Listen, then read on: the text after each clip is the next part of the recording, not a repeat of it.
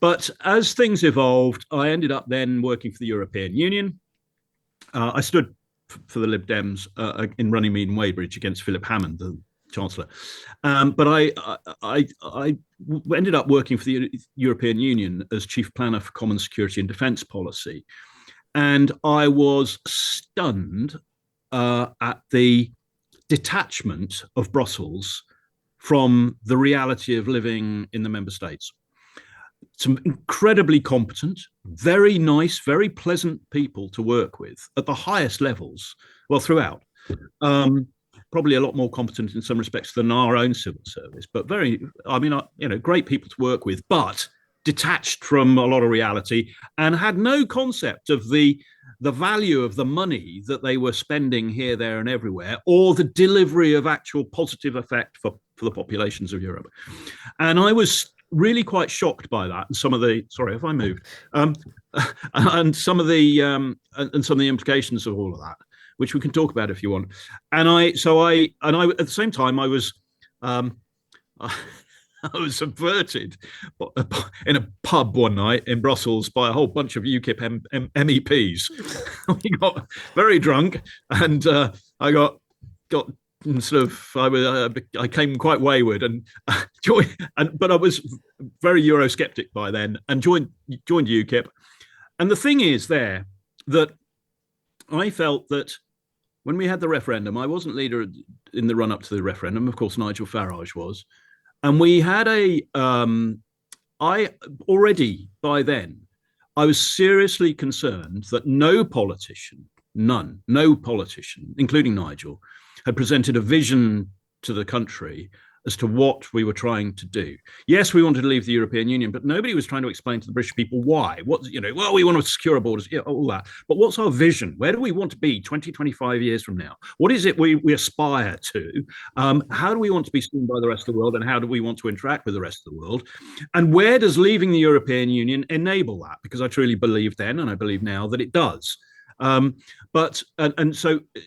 in order to do that, whatever that might be, I've got my own distinct thoughts about that vision.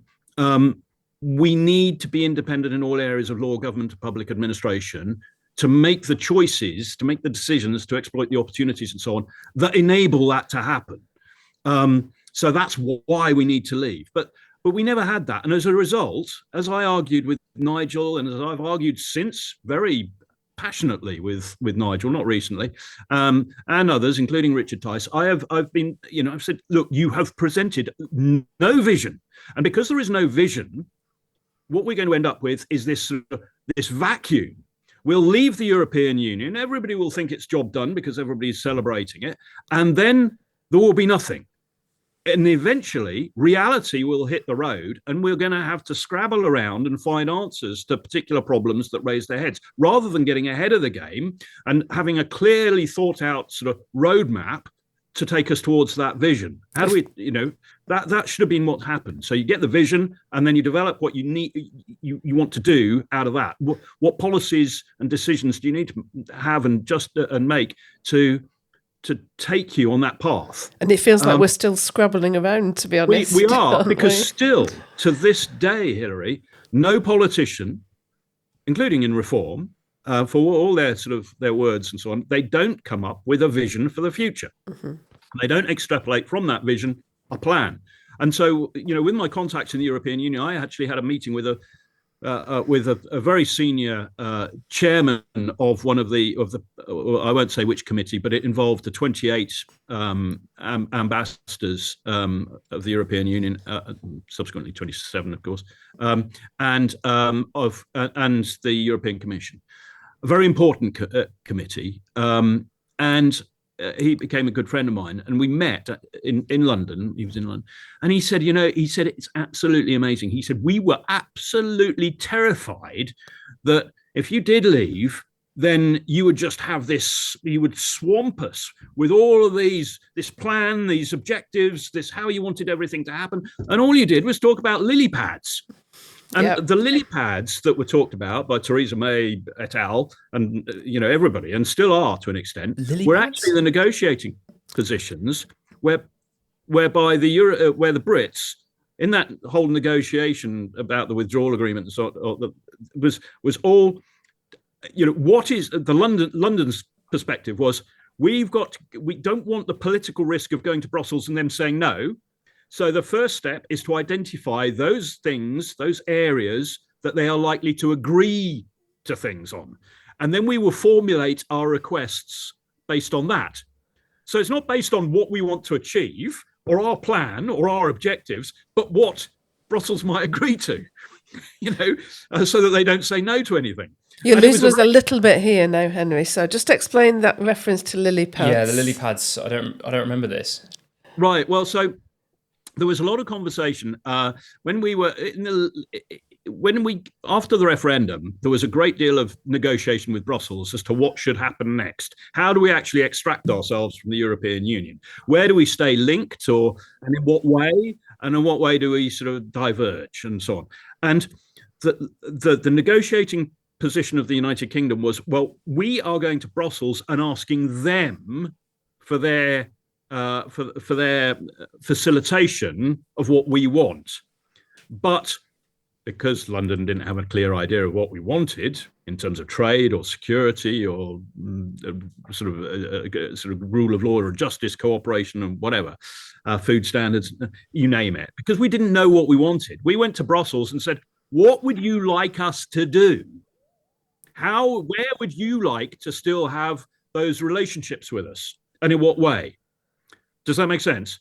And so what we were, before placing our negotiating position, before defining that, we would say to Brussels, what is it you would like us to do? Do you see what I mean? And so we defined an area of confidence of agreement. Does that make sense? Before saying what we wanted to do. Okay, yeah. Does that make sense? And in civil service and terminology at the time in London, those areas that we defined as something that we can agree on were called lily pads. Oh. And London was the frog, which would leap onto the lily pad. You don't want to miss the lily pad because otherwise you end up in the water. Okay. Hence that bizarre phrase, lily pad. Yeah, we've learned something there, haven't we? So how do you, because you're now a member of the SDP, how do you come to join the SDP? Well, I took the leadership of UKIP, which is a necessary sort of part of the story, not because particularly I wanted it, but because after Nigel stood down, and then there was a period of about 9 months when a very nice guy, Paul Nuttall, took over the reins, but he exercised zero leadership. And as a result, the party fragmented. It was brought together under one cause, leaving the European Union. So it brought together a whole disparate array of political ideologies and opinions and whatever, and motivations. When we won the referendum, Nigel Farage basically said, job done, and walked away from it, which was very unwise. But the party started to fragment because Paul didn't give it another direction. So around certain personalities in the party, it fragmented. And then there was another leadership contest, and I threw my hat in the ring at the very last moment because I saw the other candidates lining up, and I thought, not one of these people is going to lead the party to deliver, to initiate and contribute positively to the national debate on what the vision should be.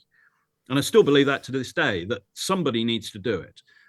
Where do we want to aspire? What do we want to aspire to be? And I felt that UKIP, having brought about, largely been responsible for the referendum and for its results, had a responsibility to the country, in the absence of anybody else doing it, the government, to initiate that national discussion on where we want to be and developing that roadmap to get there.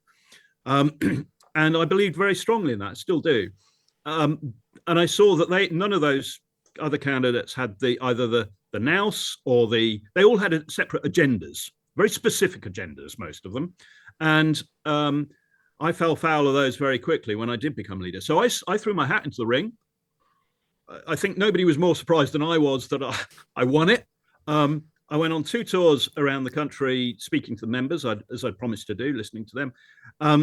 And it was all going rather well until it went rather badly. There were two problems. And it's all leading to the SDP in a way. I'd always, throughout this sort of story of UKIP, I had always been well aware of the SDP, always had a great deal of sense of empathy for the position of the SDP.